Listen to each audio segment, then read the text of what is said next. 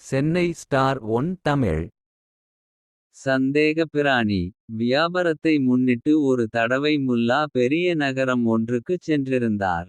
அங்கே அவருக்கு துணையாக ஒருவன் வந்து சேர்ந்தான்.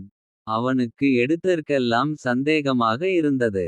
அந்த பெரிய நகரத்தை பார்த்ததும் அவனுக்கு பிரமிப்பாக இருந்தது. சந்து பொந்தெல்லாம் மக்கள் இவ்வாறு நிரம்பி வழிகிறார்களே. இவ்வளவு கூட்டத்தில் மக்கள் எவ்வாறு தாங்கள் போக வேண்டிய இடத்தை அடையாளம் கண்டு கொள்வார்கள்.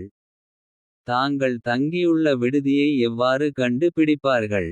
அவ்வளவு ஏன் மக்கள் தங்களை தாங்களே கூட அடையாளம் கண்டு கொள்வது சிரமந்தான். இவ்வாறெல்லாம் அந்த சந்தேக பிராணி பேசிக் கொண்டே இருந்தான். அந்த சந்தேக பிராணியும் முல்லாவும் அன்று இரவை கழிப்பதற்காக ஒரு விடுதியில் சென்று தங்கினார். அந்த விடுதியில் பலர் தங்கியிருந்தார்கள். காலையில் நான் கண் விழிக்கும் போது என்னையே மறந்து விட்டால் என்ன செய்வது. முல்லா அவர்களே, எனக்கு ஒரு யோசனை சொல்லுங்கள் என்ற பரிதாபமாக கேட்டான் சந்தேக பிராணி. முல்லா சிரித்துக்கொண்டே, நண்பரே, கவலைப்படாதீர். ஒரு கருப்பு துணியை உமது ஒரு காலில் சுற்றி கட்டி விடும். காலையில் உறங்கி எழுந்ததும் உமது காலை பாரும். கருப்பு துணி காலில் இருந்தால் நீர்தான் அது என்ற அடையாளம் கண்டு கொள்ளலாம் என்றார். சந்தேக பிராணிக்கு அது நல்ல யோசனையாகப்படவே தன் காலில் ஒரு கருப்பு துணியை கட்டி கொண்டு படுத்து விட்டான். அவனுக்கு அருகே படுத்திருந்த முல்லா அவன் நன்றாக உறங்கிய பிறகு அவன் கட்டியிருந்த கருப்பு துணியை அவிழ்த்து தம்முடைய காலில் கட்டி கொண்டார். ஐயோ, நான் காணாமல் போய் விட்டேனே. ஏன் காலில் இருந்த துணியை காணோமே என்று கூக்குரல் போட்ட சந்தேக பிராணி முல்லாவின் காலை பார்த்துவிட்டு, நான் அகப்பட்டுவிட்டேன், நீர்தான் நான் என்று சத்தம் போட்டான். அங்கே ஏதோ குழப்பம் நடப்பதைக் கண்ட மற்ற பயணிகள் அங்கே வந்து கூடி என்ன நடந்தது என வினவினர். நடைபெற்ற நிகழ்ச்சிகளை முல்லா மற்றவர்களுக்கு விளக்கினார். சந்தேக பிராணியை பார்த்து அந்த விடுதியில் தங்கியிருந்த எல்லா பிரயாணிகளும் வாய் விட்டுச் சிரித்தனர். பிறகு முல்லா அந்தச் சந்தேக பிராணிக்கு ஏற்பட்டிருந்த சந்தேக பிரமையை அகற்றி அவனுக்கு தெளிவை உண்டாக்கினார். நாத்திகன் பட்ட அவஸ்தை. முல்லா வசித்து வந்த ஊரில் ஒரு நாத்திகன் வசித்து வந்தான்.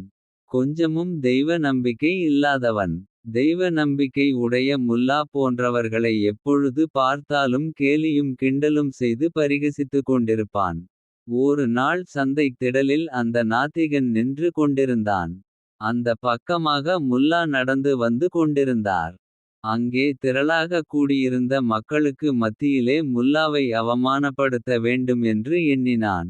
முல்லா அருகே வந்ததும், முல்லா அவர்களே, உலகத்திலேயே நீங்கள் தான் முற்றம் துறந்த துறவி என்று மக்கள் பேசிக்கொள்கிறார்களே.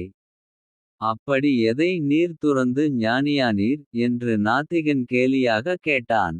எந்த முட்டாள் அந்த மாதிரி சொன்னான். என்னைவிட மிகவும் மகத்துவம் வாய்ந்த துறவி ஒருவர் இருக்கிறாரே என்றார் முல்லா.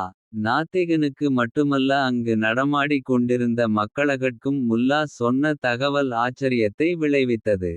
முல்லாவையும் விட மேலான தறவி இந்த ஊரில் யார் இருக்க முடியும் என்று அவர்களுக்கு விளங்கவில்லை. நாத்திகனும் அந்த தகவலை கேட்டு வியப்படைந்து, முல்லா, இந்த ஊரில் உள்ள அந்த மகத்துவம் வாய்ந்த துறவி யார் என்ற கேட்டான். அந்த துறவி நீர்தான் என்று முல்லா கூறியதை கேட்ட நாத்திகன் அதிர்ச்சியடைந்து விட்டான். நானா அந்த துறவி, அது எப்படி என்று கேட்டான். என்னை போன்ற சாதாரண துறவிகள் கேவலம் உலகத்தில் இருக்கும் பொருட்களை தான் துறப்பது வழக்கம். நீரோ கடவுளையே துறந்து விட்ட துறவியாயிற்றே. உம்மை மிஞ்சக்கூடிய துறவி உலகத்தில் ஏது என்று முல்லா பதிலளித்தார். அங்கே சூழ்ந்திருந்த மக்கள் நாத்திகனை பார்த்து ஏளனமாகச் சிரிக்க ஆரம்பித்தனர். நாத்திகன் தலைகுனிந்தவாறு அந்த இடத்தை விட்டு வேகமாக அகன்று விட்டான்.